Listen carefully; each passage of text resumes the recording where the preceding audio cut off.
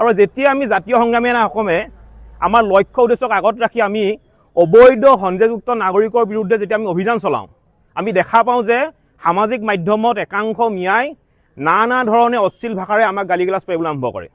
আৰু আটাইতকৈ ডাঙৰ কথাটো হৈছে যে এই মিয়াখিনিয়ে তেওঁলোকৰ নাম সলনি কৰি হিন্দুৰ নাম লৈ, অসমৰ অসমীয়া থলুৱা মানুহৰ উপাধি লৈ, অসমৰ আহোম জনগোষ্ঠীৰ উপাধি লৈ নানা ধৰণে কিন্তু অসমীয়া হুংকাৰ দিবলৈ তেওঁলোকে আৰম্ভ কৰিছে।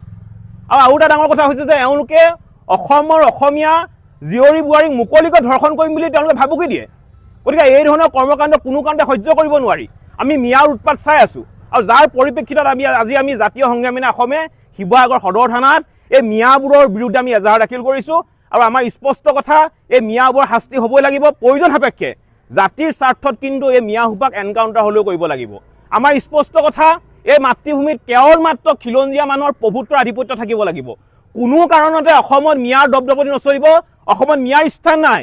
মিয়াই গৈ বাংলাদেশত দপদপনি আৰম্ভ কৰক, আমাক ক'বলগীয়া একো নাই, কিন্তু অসমত নহ'ব।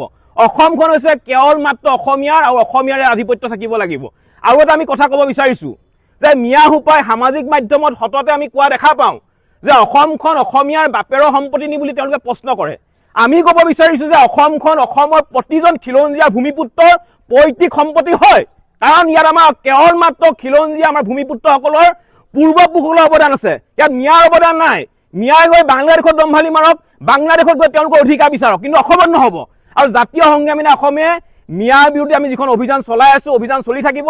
হাজাৰ ধুমুহা আহিলেও, হাজাৰ শক্তি প্ৰয়োগ কৰিলেও কোনেও আমাৰ এই অভিযানটোক আমাক বাধা দি ৰখাব নোৱাৰিব। মিয়া আমাক খেদিমেই।